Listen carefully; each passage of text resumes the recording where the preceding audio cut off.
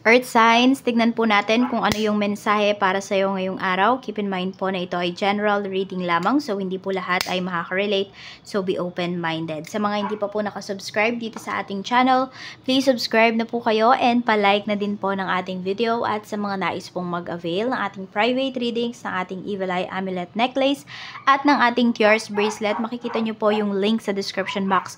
Tarot Intentions by Aliana Reyes, okay? So cleanse muna tayo ng ating space, ng ating energy. Okay, we are claiming for the good things to come ngayong araw na ito, Spirit Guide. Okay, mag-start na po tayo at pasensya na po ulit sa tumatahol na aso. Tignan natin, o mga tumatahol na aso. Tignan po natin kung ano yung mensahe para sa'yo ngayong araw na ito, Earth Signs, Taurus, Virgo, and Capricorn. Let's see. Tignan natin. Okay, we have, parang suko na kayo towards this person. Suko na kayo pero nami-miss nyo pa. Ano ba talaga, Earth Signs? Okay. Could be this person, no? Masakit siya sa ulo ninyo, no? Sakit siya ng ulo ninyo, pero siya lang din yung nakakapagbigay ng satisfaction sa inyo. For some of you, ayan po. Could be an ex. Nami-miss nyo ba yung ex ninyo? Ayan. Tignan natin. Or, yung taong to, ayan, meron siyang sex addiction. Sex addict siya, ganyan. Kaya, sumasakit na yung ulo ninyo, no? Hindi mo alam kung pababalikin mo pa ba yung taong to. Kasi, sinasabi niya, mahal ka niya, pero hindi naman siya nakokontento sa'yo. Okay, tignan natin. Ano yung mensahe natin, Spirit Guide? For Earth Signs. Ayan. Kaya mag-ingat kayo ha. Kasi may tao dito na sinasabi, mahal kayo, pero hindi naman pala kontento sa inyo. Kaya ingat-ingat kayo, no? Baka ginagamit lang kayo niyan. Meron tayo ditong the Star. O, meron pa dito makikipagbalikan. Magkakaayos pa yung iba sa inyo. Meron dito marupok. Meron tayong the Devil. Parang hindi kayo makawala towards this person. Kayo ba to? Earth Signs? Or ito ba yung person ninyo? Okay. So, for some of you, ayan po. Parang addiction nyo na ba yung isa't isa? Codependent na ba kayo sa isa't isa ng person na to? Pero not on a mature level yung nakikita ko dito eh. Pwedeng na, nasusustain nyo ba yung addiction ng isa't isa? Tipong ganon. So, meron dito bad influences sa life ninyo. Five of Swords. Meron nga talaga nanloloko sa inyo dito. Niloloko kayo. Nine of Cups. Niloloko kayo pero masaya kayo towards dito sa relationship na to. Siguro nga kasi talagang natotolerate kayo nung relationship na ito or nung taong to. Kaya hindi nyo maiwan. Ayan. Or ikaw ba to? Ikaw ba yung nagtotolerate towards your person? Natotolerate mo siya, kaya hindi ka niya maiwan? Kahit na sabihin natin, wala namang love na pinapakita dito. We have Three of Cups. Mukhang magkatrabaho kayo nitong person mo. Or parehas kayo may trabaho, kaya nasusustain ninyo kung ano man itong mga ginagawa ninyo. We have Four of Wands. Ayan. Tignan pa natin, ano pa yung mensahe. We have Wheel of Fortune. Okay. Meron ako nakikita dito. So, siguro kayo hindi nyo rin maiwan yung taong to. Not because of that. Kung hindi, parang siya lang kasi yung nagparamdam sa inyo na may tatanggap pala sa inyo. Tipong ganyan. We have the High Priestess. Pero alam mo, sinasabi sa'yo dito ni Universe, gamitin mo din yung isipan mo. Huwag puro emosyon. Pagdating dito sa taong to. Pagdating dito sa sitwasyon na kinakaharap mo. Meron tayo ditong Knight of Cups. Pero alam mo kasi, meron talaga akong nakikitang pagbabalikan dito. Kasi may suyuan pa na mangyayari. Six of Pentacles. Ayan. Seven of Wands. May mga ngako sa'yo dito, naiiwas na siya sa tukso.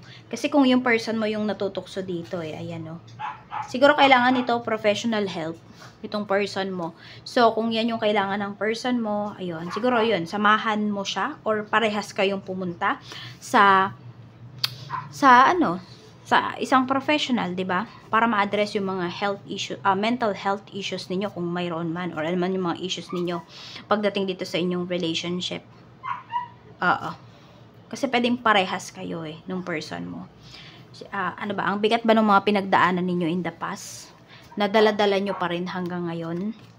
We have 5 of Cups. Ayoko masyadong magsabi ng mga masyadong malala kasi baka ma-restrict tayo dito. We have 5 of Cups. We have the Lovers. Yan o. Ito yan. Parang sa parents nyo pa lang, parang alam mo yun, growing up. No? Parang ang daming mess na nangyari talaga sa life ninyo. Na yung iba sa inyo hanggang ngayon hindi pa rin talaga kayo nakaka-cope up. Kaya yung parang may tumanggap sa inyo, yun yung na-feel mo. Yun, parang nag-stick ka na talaga dito kahit na mayroon naman talagang negatibong epekto to sa'yo. Pero hindi mo yun tinitignan. Mas tinitignan mo kasi yung positive things towards dito sa connection na to. Wala akong masyadong nakikita pagdating sa trabaho, pero titignan natin yan mamaya. Kung ano pa yung mapipick up natin. We have the Sun. We have 2 of Pentacles. Okay, meron bang dito? I don't know kung meron ditong nagpa-abort, no? Yun kasi yung nakikita ko dito. Or merong nagka-miscarriage dito. Tapos, gusto nyo nang ulit magkaroon ng anak. Gusto nyo na ulit mabuntis. Yun yung nakikita ko. Meron po dito. Sabi ko nga sa inyo, medyo ayoko magsabi ng mga malalang energy na pinapakita dito sa inyo ngayon, Earth signs. Medyo mabigat yung energy, We have 5 of Wands. Okay, pwedeng may pinaglalaban na custody dito. Meron ba kayong anak? Ayan. So, pwedeng sa ex nyo to na anak. Ay, anak nyo to ng ex mo. Okay? Bukod pa dito, kung ex mo na din yung taong to. We have 4 of Swords. We have 2 of Cups. Okay, mukhang magkakasundo na lang kayo dito para sa bata, no? Yan po, yung iba sa inyo kasi pwedeng, yung iba ngayon, yun nga, medyo magulo yung buhay mo. So, pwedeng kung kukuhanin mo yung anak mo, wala ka din naman mapapangtustos sa kanya. So, yung iba po sa inyo, magtitiis na lang muna kayo ngayon na, ayun, hindi nyo pa makasama yung anak ninyo. So, ayan, hindi nyo pong ayusin yung life ninyo.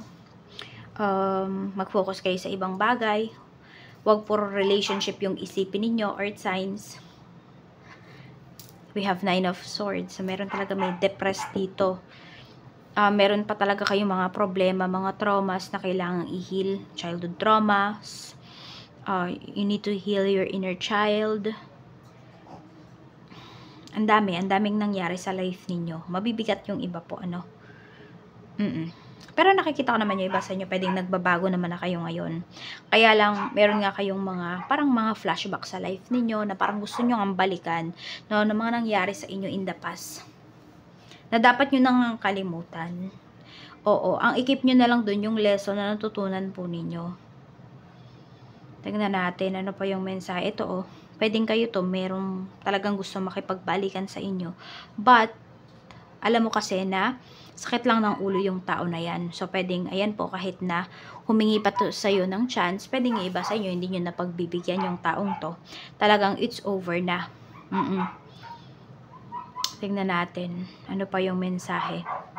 Spirit guide, mensahe pa po natin. Okay? So, ito. Ano ba yung ipaprioritize mo? Yung health mo ba? Ayan, kasi iba sa inyo, pwedeng nakakaranas kayo dito ng mga health issues. Okay, meron kayong gustong i-push meron kayong gustong gawin, hindi nyo magawa kasi nga po yung iba sa inyo, medyo na ano ba yun,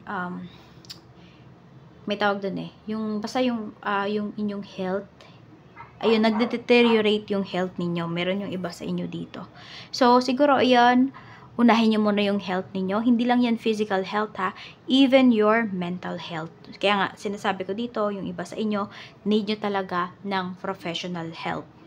Need nyo ng tao na makakatulong po sa inyo talaga. Yung forte talaga nila yon. Okay? So, tignan natin. Okay, ito naman yung iba sa inyo. Ito, meron dito, pwedeng nagbabagong buhay na talaga kayo.